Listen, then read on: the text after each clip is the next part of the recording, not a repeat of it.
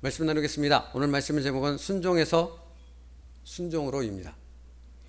여러분은 인생 가운데 처음에 그것을 할 때 왜, 무엇 때문에 내가 이것을 해야 하는지 알지 못했지만 나중이 되어져서 이래서 이걸 했어야 했구나 라고 깨달아지는 경험이 있지 않으십니까?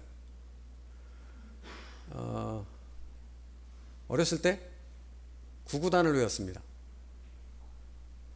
아직 초등학교 들어가기 전에 구구단을 저보고 외우라고 이렇게 뭐라 그러나요? 표 하나를 어머님이 저한테 주시면서 외워 그러셨거든요. 외우기 시작했습니다. 뭐 지금이야 외우고 있으니까 얼마나 쉽습니까? 편합니까? 근데 어렸을 그때는 그게 어찌나 귀찮든지 외우기 싫든지 수없이 혼나지 않았겠습니까? 그러면서 제 마음에 드는 생각이 무엇이었는지 아십니까? 왜 외워야 되는 거야 이거? 도대체 어디 쓰려고? 죽도록 외웠지 않았겠습니까? 아니, 공감대가 없는 거 보니까 여러분은 안 외우셨나 보네. 이해돼서 외우셨나? 하여튼 저는 그랬습니다. 외우라고 하니까 그냥 외웠는데 도대체 왜 외워야 되는지 지겹고 싫고 짜증나고 막 이랬었습니다. 근데 초등학교 들어가니까 이래서 외우라고 그랬구나 깨달아지더라고요. 근데 그 깨달음이 거기서 끝나지 않았습니다. 성인이 되어져서 뭔가 알바도 하고 이렇게 쭉 사회생활을 시작하고 뭔가를 했을 때 구구단만큼 많이 쓰이는 게 없죠. 수학 배운 것 중에. 그렇죠? 깨달아지더라고요. 이래서 외우라고 그랬구나. 새벽에 저희가 신명기 말씀을 보고 있습니다. 신명기 말씀에 가장 많이, 성경에서 가장 많이 반복되는 하나님의 표현이 뭔지 아십니까? 순종하면, 하나님의 말씀에 순종하면 축복받는다입니다. 그런즉 너희는 이 언약의 말씀을 지켜 행하라. 그리하면 너희가 하는 모든 일이 형통하리라 입니다. 신명기 말씀에 보면 순종하면 축복받는다 그 얘기만 있는 게 아니죠. 그 반대 얘기가 훨씬 더 많은 분량으로 기록되어 있습니다. 불순종하면 어떻게 됩니까? 저주받는다. 그런데 여러분, 신명기 말씀을 거듭거듭 읽을 때마다 분명히 깨달아 알아지는 것은 불순종하면 저주받아, 이 얘기는 곧 하나님의 다른 깊은 의미를 담고 있습니다. 무엇입니까? 순종하면 축복받아 라는 부분을 이것을 통해 강조하고 있는 것입니다. 그러니까 결국 같은 얘기를 하고 있는 거예요.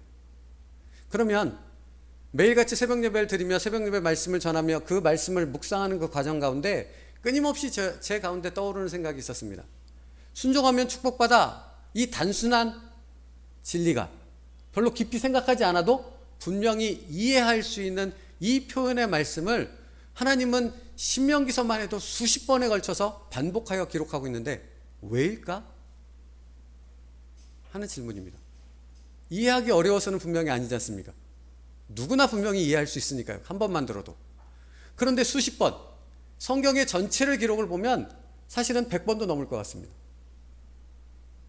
그러면 이 단순한 표현을 하나님은 왜 반복해서 계속해서 이스라엘 백성들에게 말씀하셨고 성경을 바라보는 우리에게 이 말씀을 왜 계속해서 반복하여 묵상하게 만들었을까 하는 부분입니다.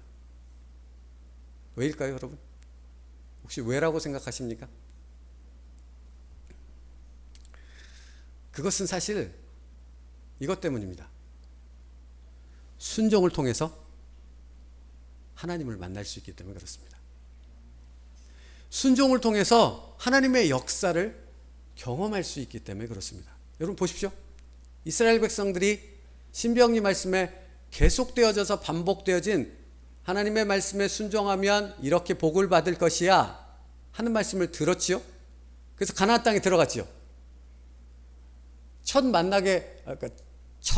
만나게 된 가나안 땅의 성이 무엇이었습니까? 여리고성. 여리고성이 어떻게 무너졌습니까? 말씀에 순종해서. 싸워서가 아니고요. 탱크와 엄청난 무기들을 활용해서 성을 무너뜨린 게 아니고 하나님의 말씀에만 순종했더니 무너졌습니다. 근데 여러분, 그 말씀에 순종해서 여리고성을 무너뜨리고 두 번째로 점령한 성이 무엇입니까? 아이성. 근데 아이성에서는 처음 전투에서 패배했지요. 왜 패배했습니까? 원인이 무엇입니까? 불순종이라는 사실 아십니까? 여러분, 가나안 땅에서의 이스라엘 백성으로서 하나님의 말씀을 따라 살아가는 그 삶을 거듭하면 거듭할수록 그들 마음 가운데 분명하게 아주 또렷하게 이렇게 기억되어질 말씀이 무엇이었겠습니까? 말씀에 순종하면 내가 너희를 형통하게 하리라, 축복하리라. 아하, 이런 의미였구나 하는 것을 깨닫게 되어지지 않았겠습니까? 사랑하는 성도 여러분, 그래서 사실 여러분에게 묻고 싶습니다. 여러분은 여러분의 삶에서 이 진리를, 이 단순하고도 정확한 진리의 말씀을 깨닫고 경험하고 있으십니까? 순종하면 하나님을 알 수 있습니다. 순종하면 하나님의 역사를 경험할 수 있습니다. 그것도 놀라운 역사를요. 여러분에게 그런 삶이 경험되어지고 있으십니까? 오늘 본문이 우리에게 바로 그와 같은 사실을 알려주고 있습니다. 오늘 본문 1절을 보면 유대에 있는 사도들과 형제들이 이방인들도 하나님의 말씀을 받았다함을 들었더니입니다. 간단히 얘기하면 무슨 얘기입니까? 전도했다는 얘기입니다. 하나님의 말씀을 전했고 그 전도의 열매들이 맺어졌고 그 소식이 들려졌다는 것입니다. 여러분, 그냥 우리 교회를 생각해 보죠. 우리 교회 집사님들이 나가서 전도를 했습니다. 주변에 있는 분들이 그 복음을 듣고 믿어야 되겠다, 교회에 나가야 되겠다, 이런 소식이 들려집니다. 그럼 기쁩니까? 안 기쁩니까? 불행하십니까? 기분 나쁘십니까? 열받습니까? 아니죠. 당연히 기쁘죠. 말씀 듣고 교회로 나오겠다는 소식들이 들려지는데 얼마나 행복한 일입니까? 그런데 오늘 본문 2절 말씀을 볼까요? 베드로가 예루살렘에 올라갔을 때 할례자들이 비난하여 라고 말하고 있습니다. 베드로 목사님이, 초대교회 당시 담임 목사님이었던 베드로 목사님이 전도를 했고 전도의 열매가 맺어져 있고 믿는 사람들이 더해졌대. 이 소식이 들렸는데 예루살렘 교회에 있는 성도들이 전도하고 돌아오는 베드로 목사님을 향해 목사님 수고하셨습니다, 사역하시느라고 고생하셨습니다, 이렇게 위로하려고 서 있는 것이 아니라 화나고 분노해서 비난하고 책망하려고 베드로를 향해 이렇게 날선, 인상을 빡 쓰고 이렇게 서서 기다리고 있었다라는 얘기가 되어지는 것입니다. 왜 그들은 그랬을까요? 3절 말씀입니다. 이르되 내가 무할례자의 집에 들어가 함께 먹었다 하니 입니다. 여기서 기억해야 될 단어는 무할례자라는 단어입니다. 유대인들은 생각했습니다. 유대인 그리스도인들, 예수 그리스도를 믿고 교회 공동체 믿음에 구원받은 성도가 된 유대인 그리스도인들임에도 불구하고 그들은 마음에 무엇을 생각했는가? 하나님의 말씀은 누구만 들을 수 있는가? 할례 받은 사람, 우리만 들을 수 있어. 하나님의 말씀을 받고 그 은혜 가운데 축복된 삶을 살 수 있는 사람은 할례 받은 우리, 선택받은 우리만 그 말씀을 들을 수 있고 그 말씀의 은혜를 누릴 수 있고 우리만 그러므로 세례를 받을 수 있는 특권을 누릴 수 있어 라고 생각했던 것입니다. 그런데 지금 담임 목사님인 베드로 목사님이 누구에게 하나님의 말씀을 전했다고요? 무할례자, 이방인. 그러니까 전혀 하나님의 말씀이 전해져서는 안 된다고 생각했던 사람들에게 가장 모범이 되어야 될 담임 목사님이 가서 복음을 전하고 온 것입니다. 그러니까 화가 난 거죠. 이해할 수 없는 거죠. 왜 그러셨습니까? 도대체 왜 그런 말도 안 되는 율법을 어기는 행동을 하셨습니까? 왜 그들과 같이 말씀을 나누고 그들과 같이 식사를 하고 심지어 그들에게 세례까지 주고 오셨습니까? 하고 묻는 것입니다. 무슨 얘기인지 이해가 가십니까? 여러분, 근데 사실은 이거보다 더 중요한 사실이 있습니다. 사실은 베드로 목사님 자신도 이들과 똑같은 생각을 가지고 있었다는 사실입니다. 그게 사도행전 10장에 나오는데요. 사도행전 10장 28절입니다. 사도행전 10장 28절이요. 이르되 유대인으로서 이방인과 교제하며 가까이 하는 것이 위법인 줄은 너희도 알거니와 합니다. 이게 누구 얘기냐면 베드로 사도의 얘기, 베드로 목사님의 얘기입니다. 상황이 어떤 상황이냐면 가이사랴에 살고 있던 고넬료라 하는 로마의 백부장이 있었습니다. 근데 이 사람에게 믿음이 있었어요. 근데 이분이 믿음 가운데 하나님의 말씀을 따라 기도하는 삶을 살고 있었는데 하루는 환상이 보이는 겁니다. 천사가 내려와서 고넬료야, 요빠에 가면 베드로라는 목사님이 있어.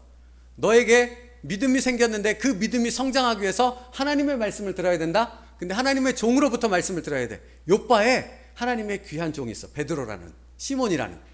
그분을 모셔다가 너희 온 가족이 말씀을 듣고 구원을 얻게 되어지는 놀라운 역사가 일어나길 바란다. 그러니까 베드로 목사님을 초청해와. 이렇게 알려주세요. 고넬료가 그것을 그 하나님의 메시지를 듣자마자 신실한 하인 둘을 뽑아서 요빠로 보냅니다. 그래서 베드로를 만나게 하는 거예요. 근데 여러분, 베드로를 비난하려고 있었던 그 유대인 그리스도인들과 똑같은 생각을 가지고 있던 베드로 목사님이었다면 로마의 백부장이었던 이방인 고넬료의 초청에 오케이, 좋아 하고 따라갔겠습니까? 아니면 싫어 그랬겠습니까? 당연히 싫어죠. 그들과 똑같은 생각을 가지고 있었다니까요. 할례자만이 말씀을 들을 수 있다고 생각했습니다. 무할례자에게는 말씀을 전하지 않았어요. 그러니까 베드로가 당연히 그들에게 복음을 전하러 갈 이유가 없었지요. 상종도 하지 말아야 됐는데 안 가는 게 당연했습니다. 근데 저 말씀을 보면 이르되 유대인으로서 이방인과 교제하며 가까이 하는 것이 위법인 줄은 너희도 알거니와 하나님께서 내게 지시하사 아무것도 속되다 하거나 깨끗하지 않다 하지 말라 하시기로입니다. 생각이 바뀌었다라는 얘기를 말하고 있는 거죠. 베드로의 생각이 바뀌었습니다. 근데 베드로의 생각이 그냥 바뀔 수 있겠습니까? 철저히 율법 가운데 평생을 살아왔던 사람인데요. 베드로의 생각이 바뀔 수 있도록 하나님이 베드로에게 개입하셨습니다. 그러니까 가이사랴에서 요빠로 고넬료의 두 하인이 오기 전에 베드로가 말씀을 따라 역시 기도의 시간을 갖고 있었는데요. 그 기도의 시간을 가질 때 환상이 보였습니다. 근데 그 환상을 소개하기 앞서 베드로가 시장하였다라는 기록이 있어요. 10장 말씀에 보면 베드로가 배가 고팠어요. 10장 10절 말씀이에요. 그가 시장하여 먹고자 하며 사람들이 준비할 때에 황홀한 중에 라고 기록하고 있습니다. 배고픈 상태가 있었어요. 그래서 기도를 시작하는데 환상이 보였는데 하늘에서부터 큰 광주리가 이렇게 내려오는 겁니다. 배고픈 상태에 있는 베드로에게. 근데 내려왔는데 그 안에 뭐가 담겨 있냐면 먹기 딱 좋은 음식들 있죠. 그러니까 그 잡아먹어서 맛있게 먹을 수 있는 그런 짐승들이 그 광주리에 가득한 겁니다. 배고픈 베드로 앞에. 얼마나 기뻤겠습니까? 그래서 환상일지 모르지만 어쨌든 배고프니 잡아먹으려고 딱 봤는데 이런 율법으로 절대 먹지 말라고 금했던 그런 짐승들만 가득한 겁니다. 한 번도 먹어본 적이 없는, 율법에 따라 살았던 베드로는 한 번도 그 짐승을 잡아먹은 적이 없는 그런 것들만 가득한 것입니다. 얼마나 당황했을까요? 얼마나 실망했을까요, 베드로가? 그런데 더 베드로에게 충격을 주었던 건 하나님의 음성이 들리기 시작합니다. 베드로야, 네 눈앞에 있는 것 잡아 먹어라 하는 것입니다. 그랬더니 베드로가 10장 14절 말씀이에요. 베드로가 이르되 주여 그럴 수 없나이다.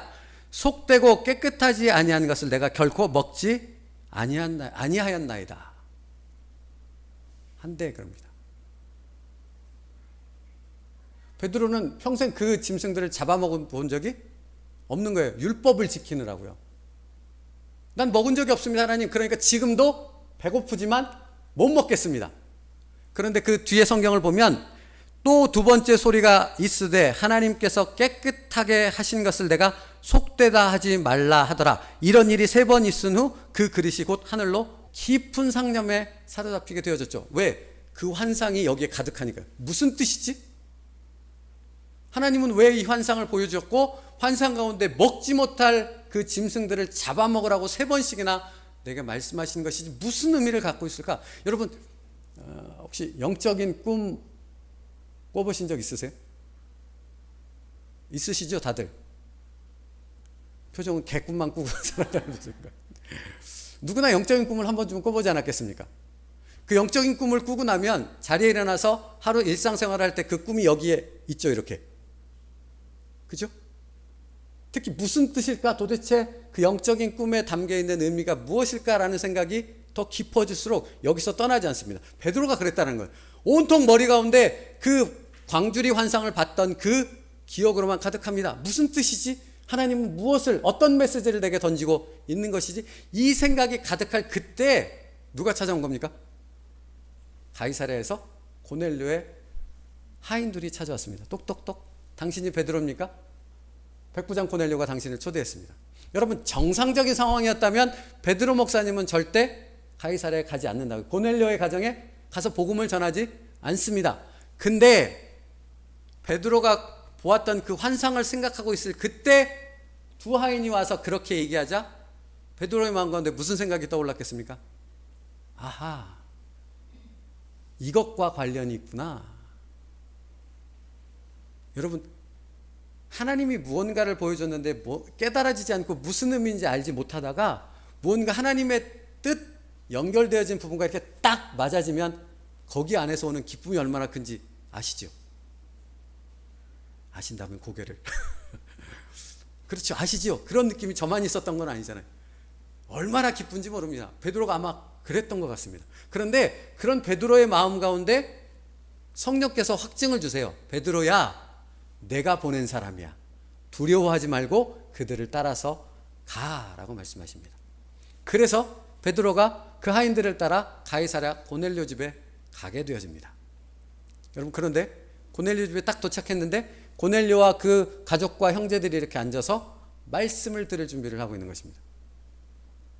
여러분, 평상시에 베드로였다면 그들에게 말씀을 전하지 않았어야 되지만 환상과 그 환상을 깨닫게 하는 하나님의 뜻이 알아지는 상황 가운데 베드로는 전해야 되겠구나 하는 결단을 하죠.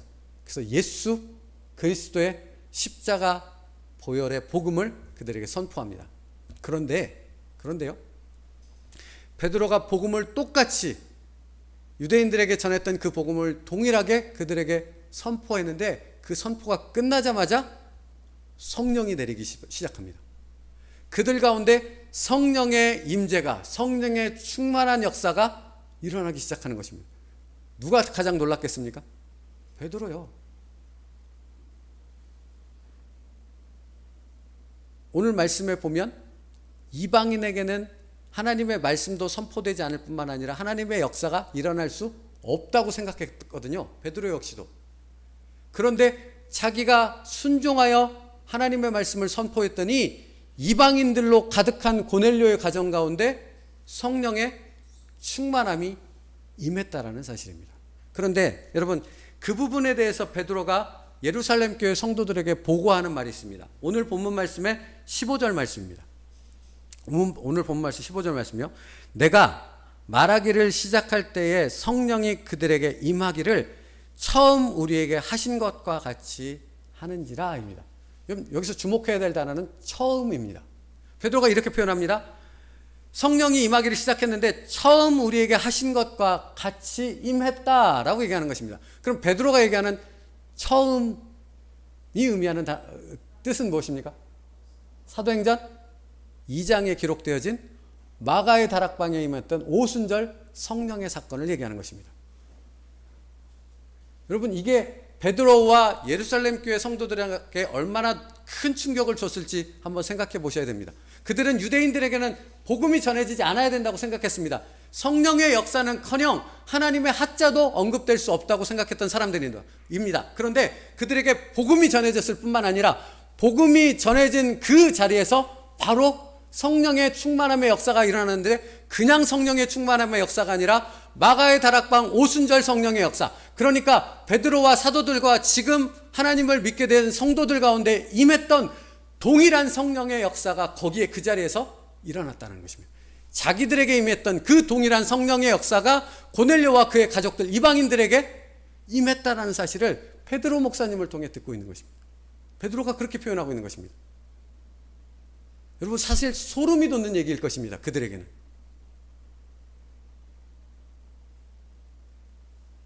그런 역사가 일어났습니다. 사랑하는 성도 여러분, 그 역사가 어떻게 일어난 것입니까? 무엇을 통해 일어난 것입니까?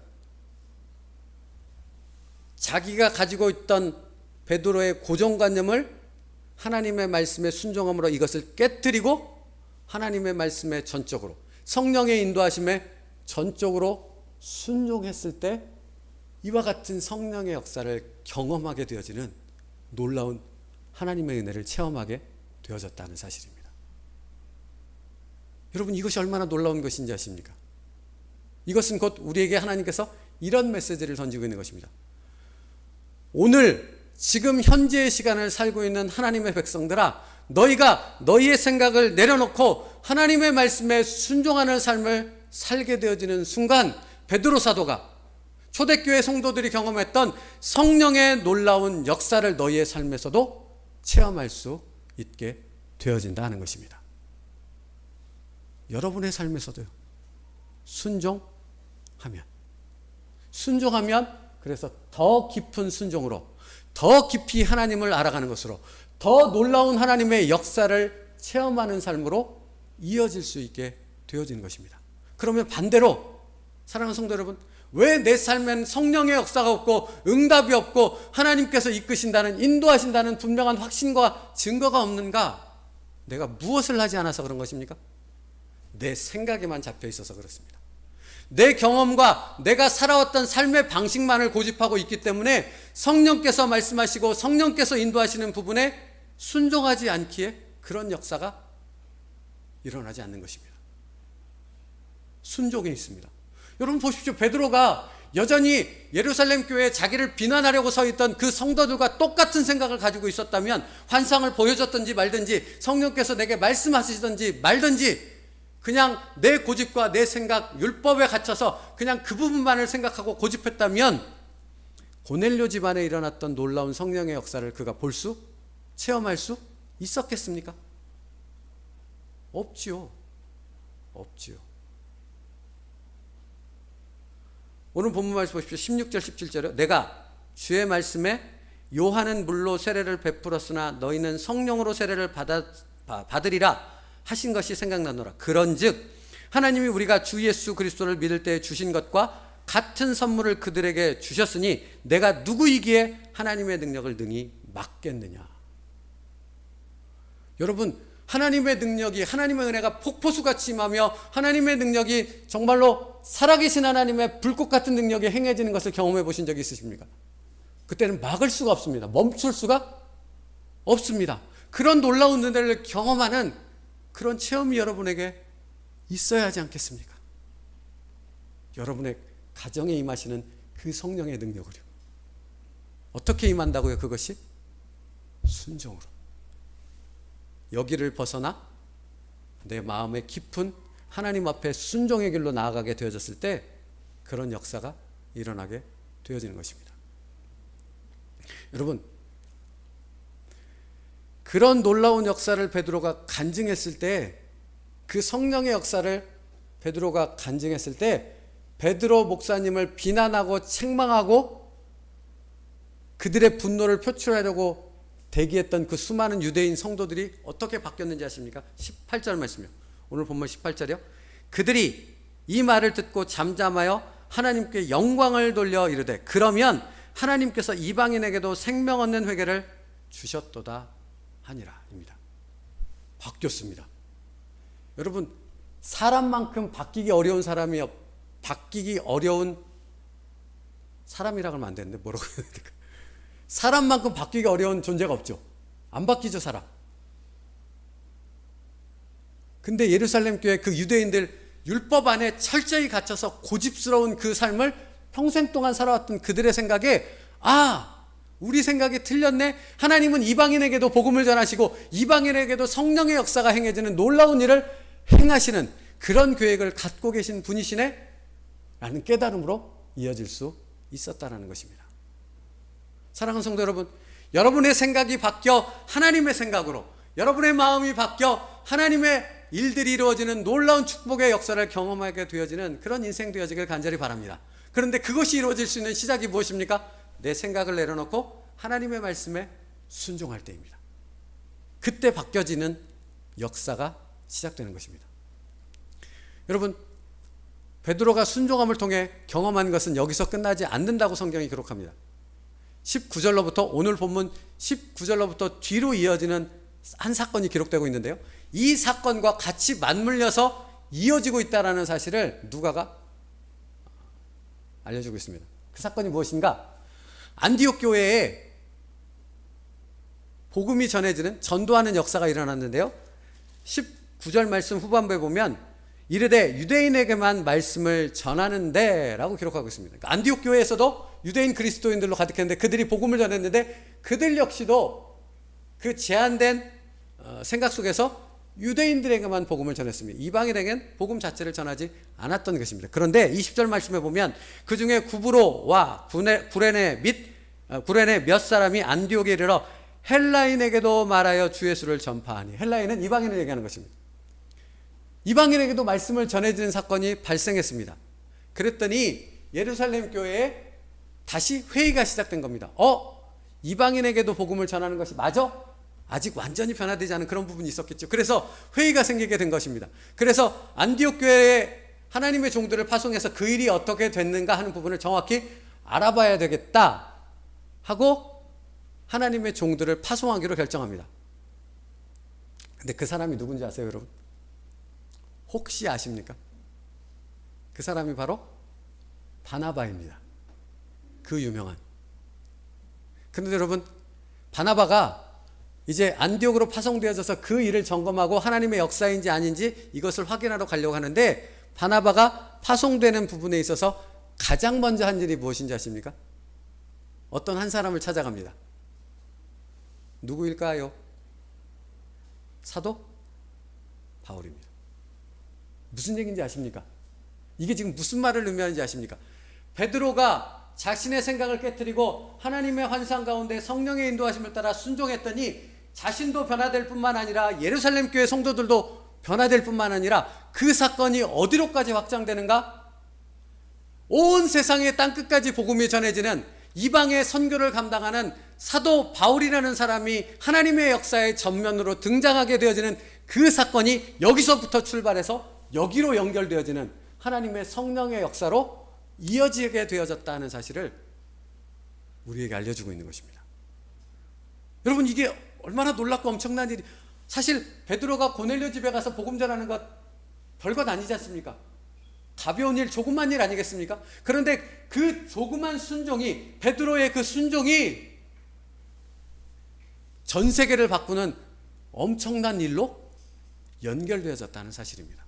하나님의 역사로, 하나님의 놀라운 계획이 이루어지는 하나님의 성령의 역사로 이어지는 놀라운 사건으로 이어졌다는 것을 성경은 기록하고 있습니다. 여러분이 여러분의 삶에서 순종하는 지극히 작은 그 한 가지가 별것 아니라 생각될 수 있습니다. 그런데 하나님에게는 그게 별것이 아니라는 겁니다. 하나님의 역사가 시작되는 것이며 하나님이 여러분을 향해 계획하신, 하나님이 여러분을 축복하기 원하시는 그 일들이 이루어지는 시작점이 되어진다는 것입니다. 그것을 아십니까?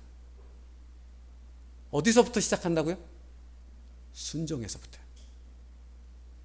순종으로부터 시작해서 더 큰 순종으로, 더 큰 하나님의 역사를 경험하는 일들로 이어지게 된다는 것입니다. 여러분, 여러분의 삶에 하나님의 역사가 일어나길 원하십니까? 바라십니까? 어떻게 일어납니까? 베드로처럼 자그마한 순종에서부터 그 역사가 일어난다고 말씀하고 있습니다. 여러분, 이때부터 바나바와 사도 바울의 사역이 사도행전에 기록되기 시작하는 것입니다. 여러분, 그러니까 그냥 이루어지는 것은 없어요. 하나님 안에서도 아무것도 안 하고, 믿지도 않고 기도하지도 않고 순종하지도 않고 난 아무것도 안 하고 있는데 그냥 내 생각 가운데만 집중해서 세상의 방식을 쫓아가는데 하나님의 역사가 일어나고 하나님의 말씀대로 이루어지는 놀라운 은혜를 체험하는 인생으로 되어질 수 있습니까? 없다고 성경은 말해요. 그게 신명기 말씀이라고요. 순종하면 축복이야 라는 말씀이 그렇게 수없이 반복하는 그 말씀의 의미가 바로 그 의미를 담고 있는 것이라고요. 왜 반복합니까? 얼마나 그 말씀을 들으려고 하지 않으면, 얼마나 그 말씀을 삶에서 체험하는 그 은혜를 누리려고 하지 않으면 하나님께서 그처럼 수없이 반복해서 말씀하셨겠느냐 하는 것입니다. 여러분, 이스라엘 백성들에게만 해당된 얘기겠습니까? 아니요, 나에게 해당된 말씀. 그렇잖아요, 여러분. 신명기에만 수십 번이 그 말씀이 반복되고 있습니다. 그런데 여러분, 그 말씀의 그 깊은 뜻을 깨달아 베드로처럼 순종하며 그 놀라운 하나님의 역사로 이어지는 그런 삶을 여러분 살아가고 계십니까? 그 은혜를 누리고 그 하나님을 더 깊이 알아가고 계시냐는 것입니다. 그렇습니까?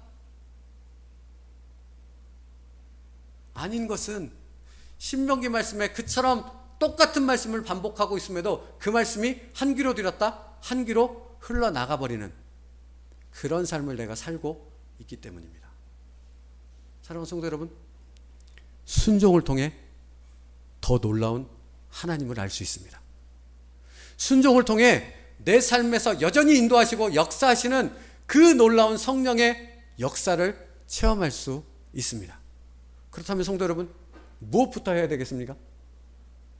지극히 작은 것에부터 내가 할 수 있는 하나님의 말씀에 순종할 수 있는 결단과 실행이 필요한 것입니다. 작은 것에서부터. 제가 기도하며 상담하고 있는 한 청년이 있습니다. 그 청년이 하나님의 은혜를 체험하고 있어요. 근데 제가 그 청년한테 그랬습니다. 얘야, 널 보면 요셉을 보는 것 같아. 하나님께서 요셉에게 약속하신 바를 이루신 것처럼 너한테도 이루실 것 같아. 여러분, 이 얘기가 제가 얼마나 많은 청년들에게 했겠습니까? 다 들었을까요, 그들이? 아니요, 안 들었어요, 대부분의 청년들은. 근데 그 말씀에 순종했더니 그 말씀의 은혜의 역사가 그 청년의 삶에서 나타남을 경험하게 되어집니다. 사랑하는 성도 여러분, 제가 여러분에게 지금 동일한 말씀을 선포하고 있습니다. 제가 경험했던 그 하나님에 대해서 여러분에게 말씀하고 있습니다. 순종하십시오. 작은 것에서부터. 그러면 여러분이 알지 못했던 하나님을 여러분의 삶에서 만나게 되어질 것입니다. 여러분이 경험하지 못했던 그 성령 하나님의 역사를 경험하는 여러분의 인생 간증하는 자가 되어 줄 줄로 믿습니다.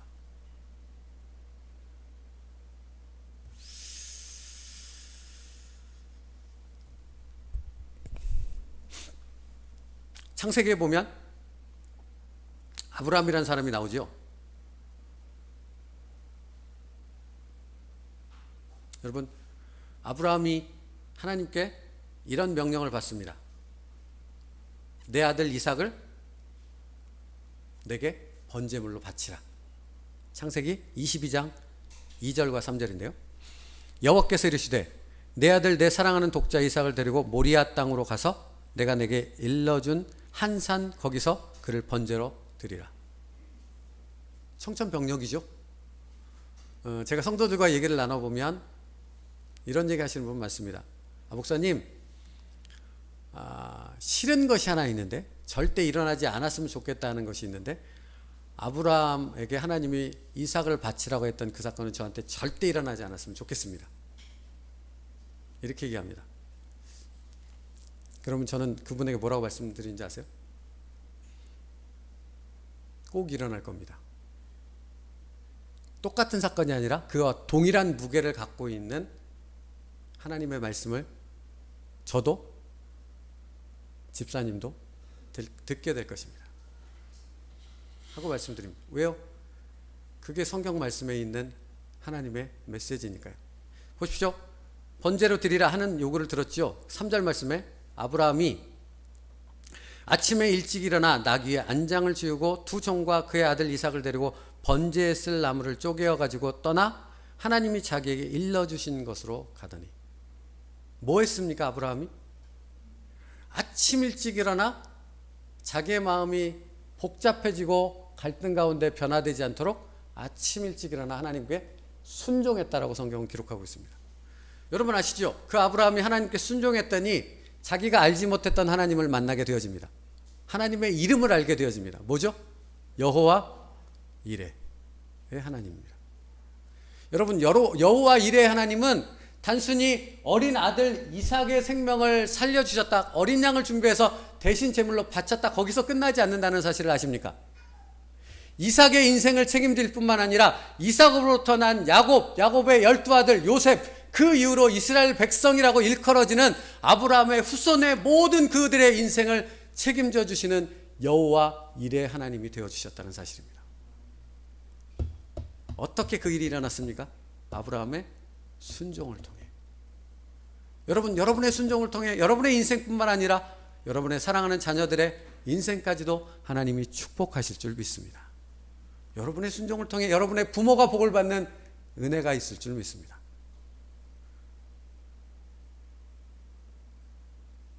그게 순종입니다.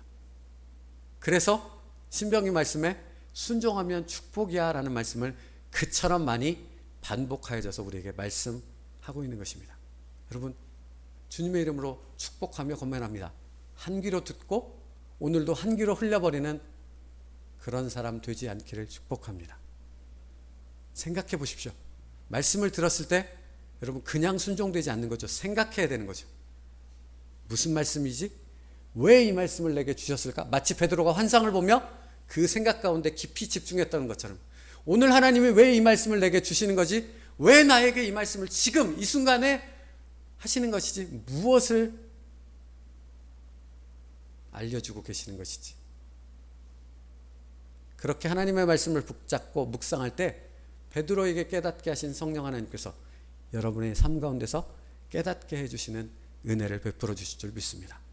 그리고 거기서 끝나지 않고 내가 그 말씀을 따라 순종했을 때 여호와의 일의 하나님, 내 인생을 책임지시는 하나님, 베드로의 순종을 통해 바나바와 사도 바울을 세우는 놀라운 역사로 세계의 복음이 전해지는 그 놀라운 역사로 이어지게 하셨던 그 하나님의 역사가 우리의 삶에서도 동일하게 일어나게 되어지는 그 축복과 은혜를 경험하게 해 주실 줄 믿습니다.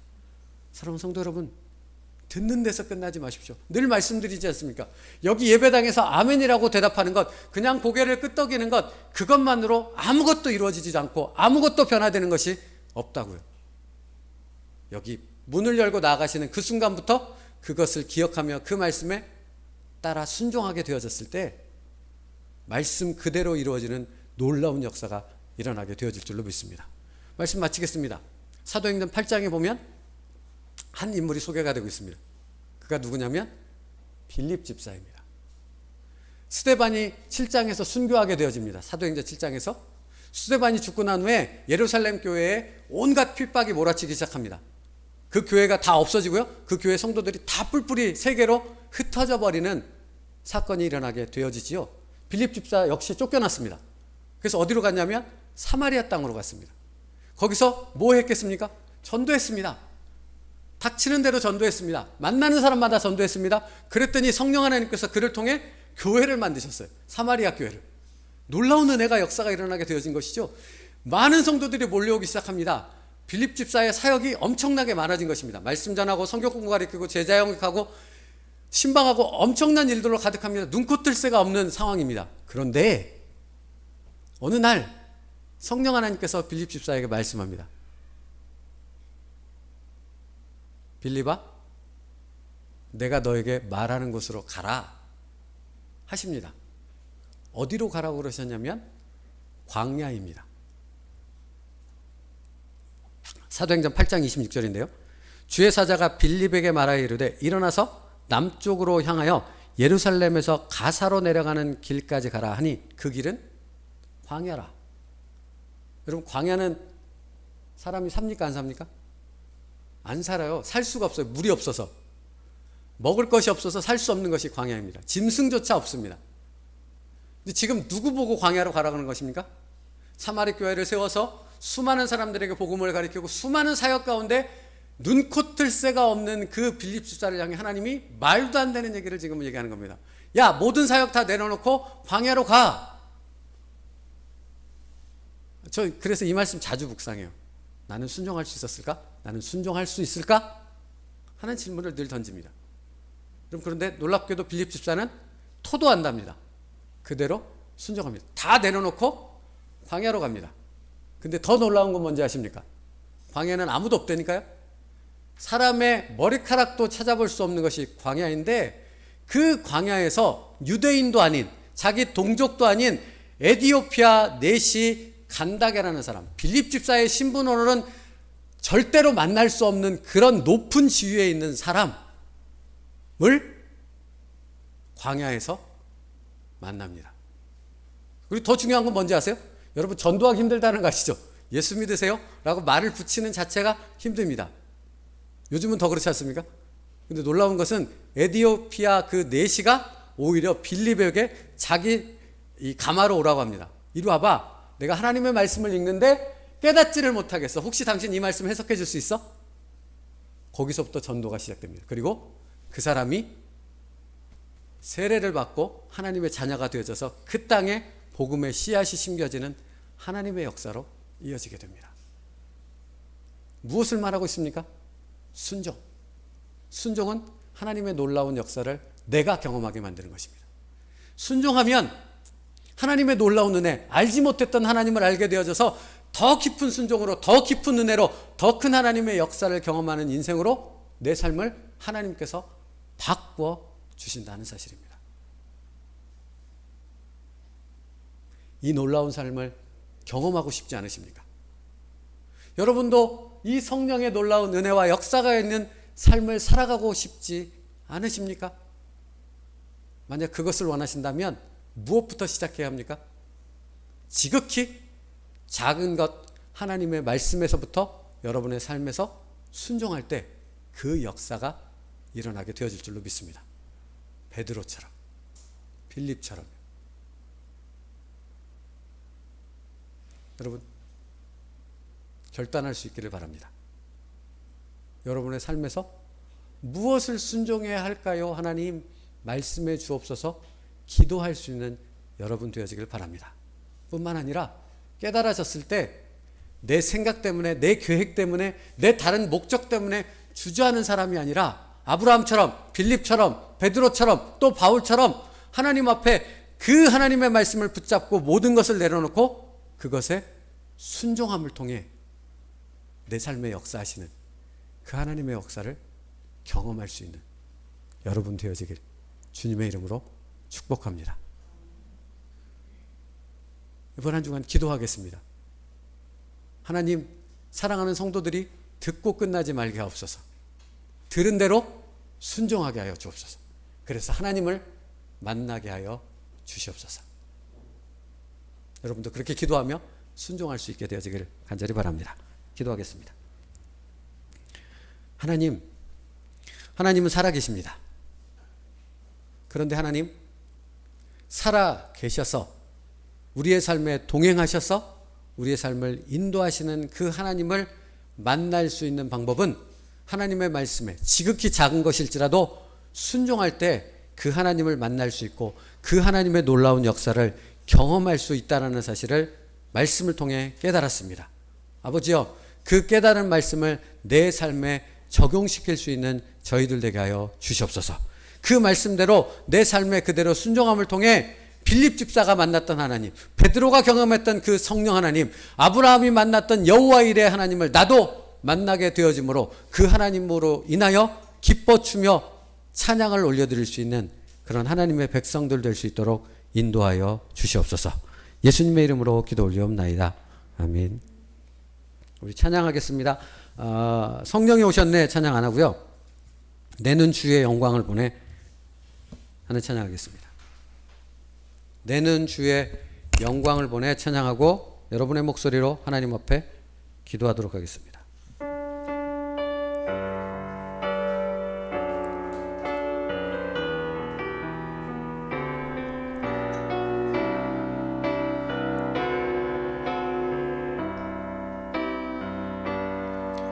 내는 주의 영광을 보내 우리 가운데 계신 주님,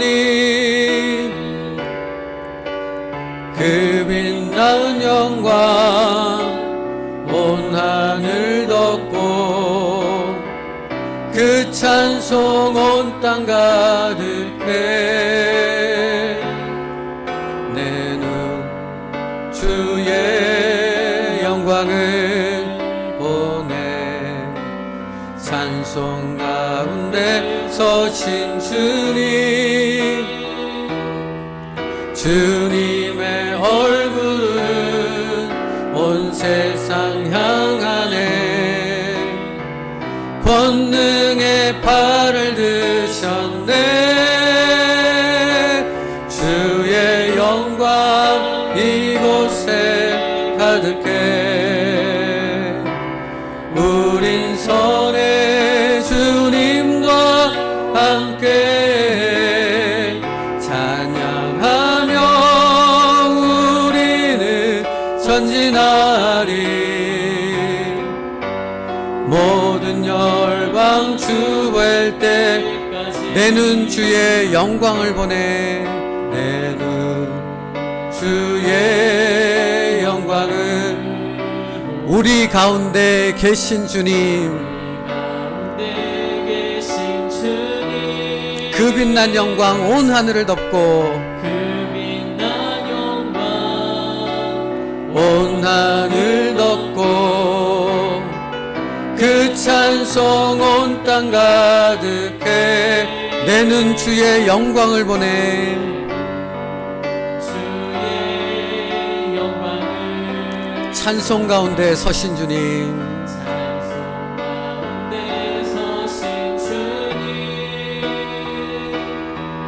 주님의 얼굴은 온 세상 향하네. 권능의 팔을 드셨네. 주의 영광 이곳에 가득해. 우린 선의 주님과 함께 찬양하며 우리는 전진하리. 모든 열방 주 볼 때 주의 영광 이곳에 가득해. 주의 영광 이곳에 가득해. 우린 선의 주님과 함께, 우린 선의 주님과 찬양하며 우리의 삶 속에 주님과 함께 전진하기를 원합니다.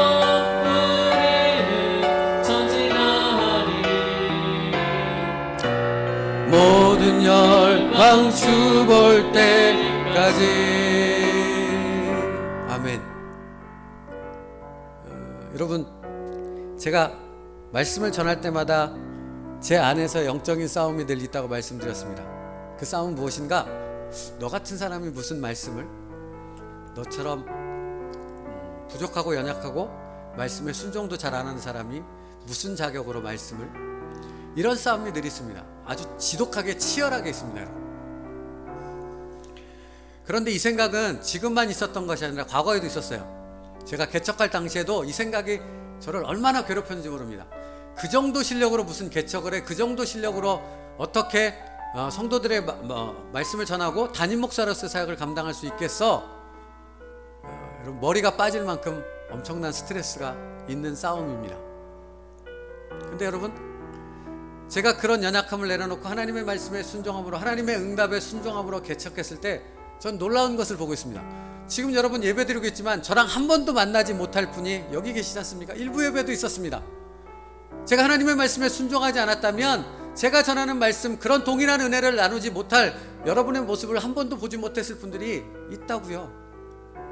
어떻게 이런 일이 일어났습니까? 부족하지만, 연약하지만, 여전히 죄인이지만, 감당할 수 없는 사람이 분명하지만 하나님의 말씀에 순종했을 때 놀라운 역사를 경험하게 되어집니다. 지금도 역시 여러분에게도 그런 은혜와 그런 역사가, 그런 성령의 역사를 경험하는 인생 되어지길 주님의 이름으로 축복합니다. 어떻게 그 일이 시작됩니까?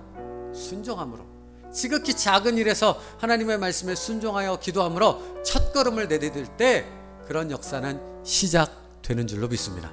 오늘 여러분 함께 기도하길 원합니다. 하나님, 듣는 데서 끝나지 말게 하시고 오늘 그 순종의 첫걸음을 내딛게 하옵소서. 우리의 삶 속에서 그 마음 변치 않아서 하나님의 말씀 앞에 나는 부족하고 연약하고 아무것도 할 수 없는 자, 여전하지만, 죄로 몸부림치는 그런 사람 여전하지만, 그러나 그럼에도 불구하고 하나님의 말씀에 빌립처럼, 베드로처럼 순종하겠습니다.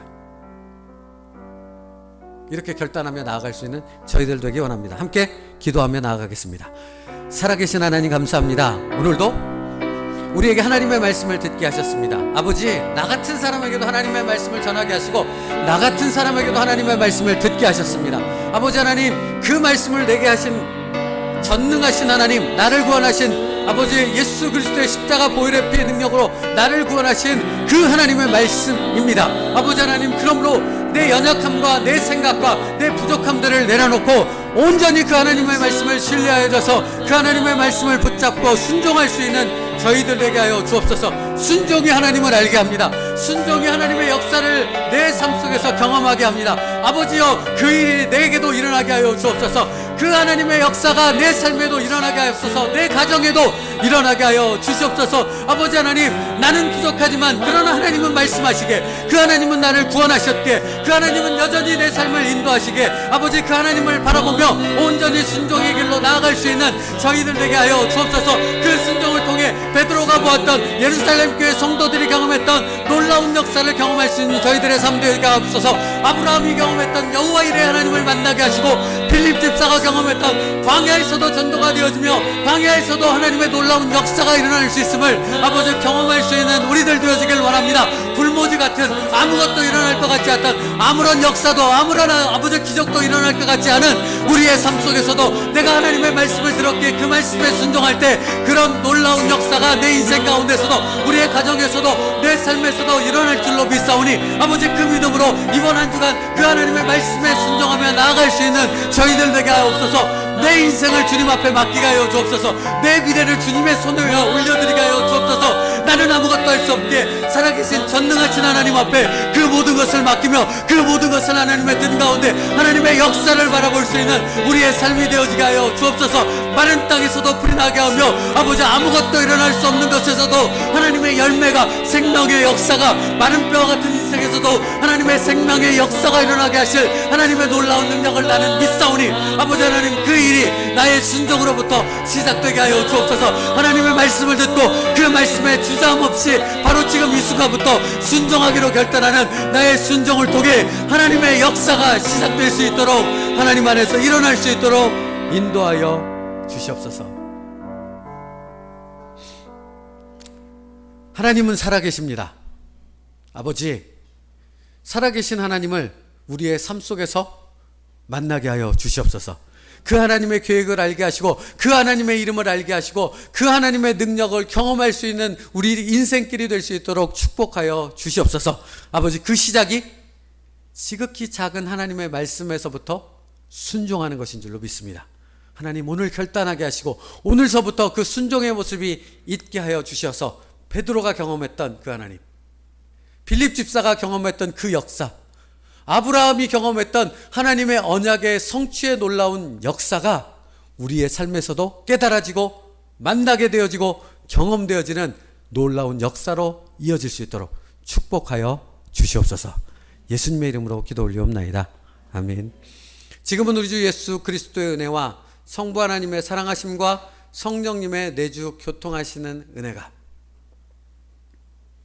순종할 때 알지 못했던 하나님을 알게 되어지고 경험하지 못했던 성령의 놀라운 역사를 경험하게 되어짐을 믿기에 지금 이 순간부터 하나님의 말씀을 듣고 그것이 지극히 작은 것 별것 아닐지라도 그 말씀에서부터 결단하여 순종하기로 마음에 결정하는 여기 모인 하나님의 모든 백성들과 그 가정 가운데 지금으로부터 영원까지 함께 있을지어다. 아멘.